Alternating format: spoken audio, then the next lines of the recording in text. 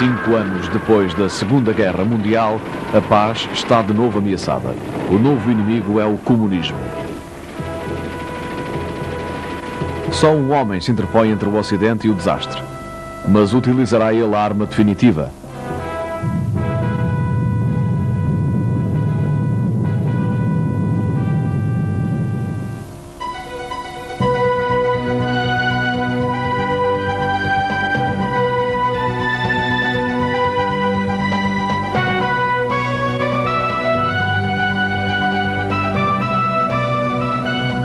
Momentos decisivos que mudaram a história.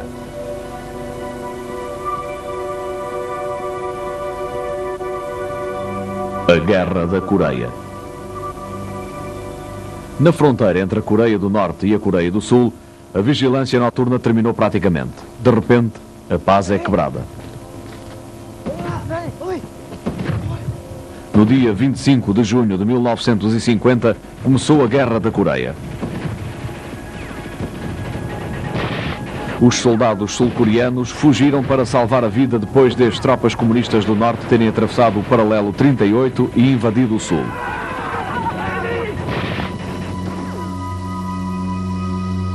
Outrora parte do grande império japonês, a Coreia tinha sido libertada pelos aliados no final da Segunda Guerra Mundial. Foi então que se dividiu em duas, com uma fronteira traçada ao longo do paralelo 38. As forças soviéticas ocuparam a zona norte do paralelo e as dos Estados Unidos, a zona sul. Os coreanos deram as boas-vindas aos aliados, tanto aos comunistas soviéticos no norte como aos americanos no sul. Ao fim de 35 anos de impopular governo japonês, os coreanos eram livres, iam desfrutar da sua independência.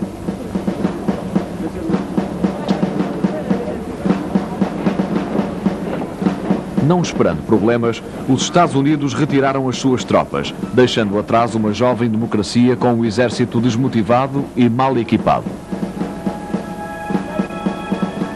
Mas no norte, os soviéticos tinham implantado um governo comunista que estava determinado a unir as duas Coreias sob o seu domínio. No fim de semana do ataque, o presidente americano Harry Truman descansava na sua casa no Missouri. Recebeu uma chamada urgente de Washington. Más notícias. Os comunistas norte-coreanos tinham feito uma invasão do Sul em grande escala. Truman sabia que aquilo podia desencadear a Terceira Guerra Mundial.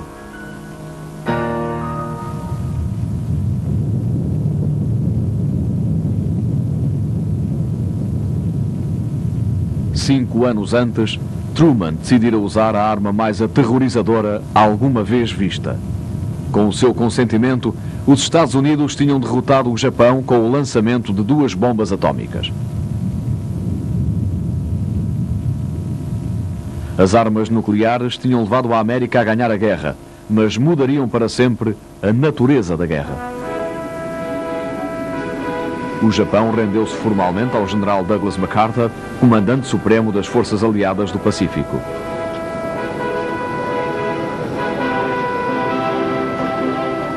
Era um soldado profissional, filho de outro soldado profissional.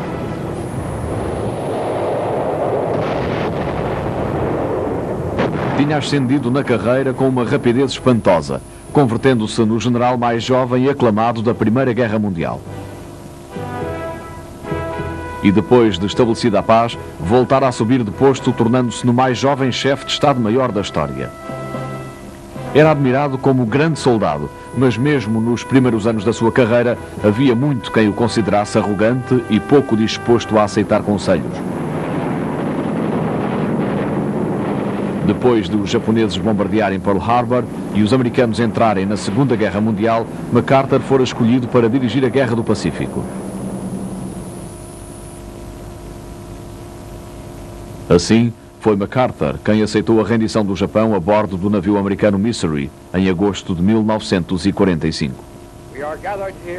Reunimos-nos aqui como representantes das grandes potências em guerra para concluir um acordo solene através do qual a paz deve ser restaurada. É a minha sincera esperança e, na verdade, a esperança de toda a humanidade que desta ocasião solene surja um mundo melhor do sangue e da morte do passado. MacArthur nunca esquecera que fora a bomba atómica que tinha conseguido a rendição tão rapidamente. MacArthur permaneceu algum tempo no Japão para supervisionar a ocupação. O povo japonês tinha grande admiração por ele.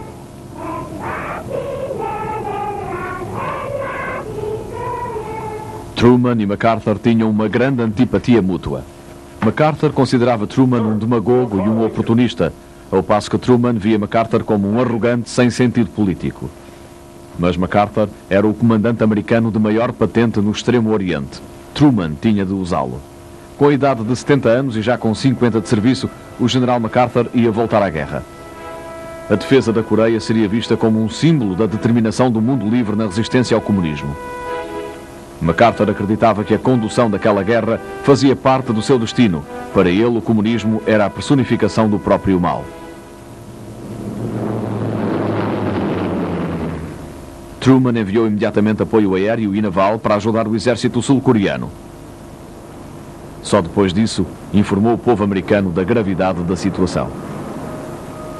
Sabemos que o preço da liberdade é elevado, mas estamos decididos a preservar a nossa liberdade, custo que custar. Não havia tempo a perder. Em poucos dias, as forças comunistas estariam às portas de Seul, a capital da Coreia do Sul. O Conselho de Segurança das Nações Unidas foi convocado para uma sessão de urgência. Pela primeira vez na sua história, decidiu empreender uma ação militar. O general MacArthur foi nomeado comandante das Forças Conjuntas das Nações Unidas e apressou-se a ir à Coreia para avaliar a situação. 30 quilómetros ao sul de Seul, subiu para um jipe e encaminhou-se para a linha da frente. Ficou consternado com o que viu.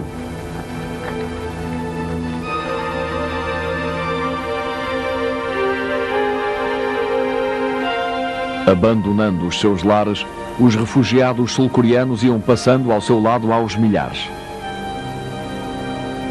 Iam acompanhados pelo fraco e mal equipado exército sul-coreano. Para estes, a retirada era também a única opção. Os seus rostos refletiam a triste história. A capital da Coreia do Sul, Seul, já tinha sido tomada pelo inimigo. Às 5 da manhã, hora de Washington, 4 dias depois da invasão, o presidente Truman estava a postos. Estava disposto a atuar segundo as recomendações de MacArthur. A mensagem era alarmante. MacArthur pensava que sem a imediata entrada das forças terrestres das Nações Unidas, a Coreia do Sul estaria condenada. Telegrafou para Washington. Achamos que está iminente o colapso total.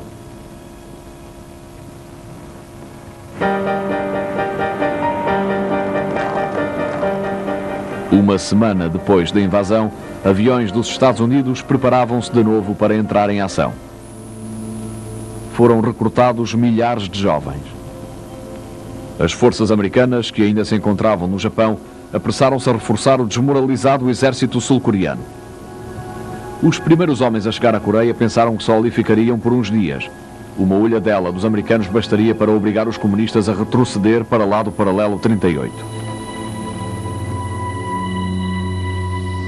Mas nessa primeira semana de julho de 1950, só algumas centenas de desnorteados e mal armados soldados americanos foram lançados na linha da frente. A estratégia das Nações Unidas levaria tempo. Poucos desses soldados tinham estado anteriormente em combate. As suas ordens eram conter os norte-coreanos até à chegada dos reforços.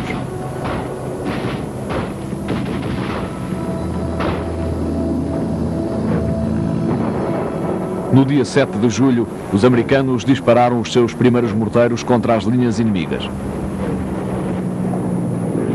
Mas a resposta foi esmagadora. Uns quantos soldados inexperientes, com escasso apoio aéreo, não constituíram qualquer problema para os comunistas. Nesse dia, a América sofreu as primeiras baixas da guerra.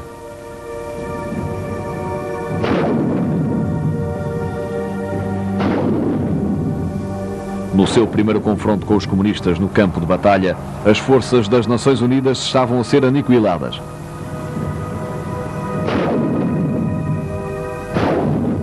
Na retirada por entre os intermináveis campos de arroz, os americanos perguntavam-se que diabo faziam eles naquele país estrangeiro e por que razão lutavam. Em finais de julho, as forças das Nações Unidas já tinham sido empurradas até ao extremo sudoeste da Coreia. O 8º Exército aguentava-se, mas muito precariamente.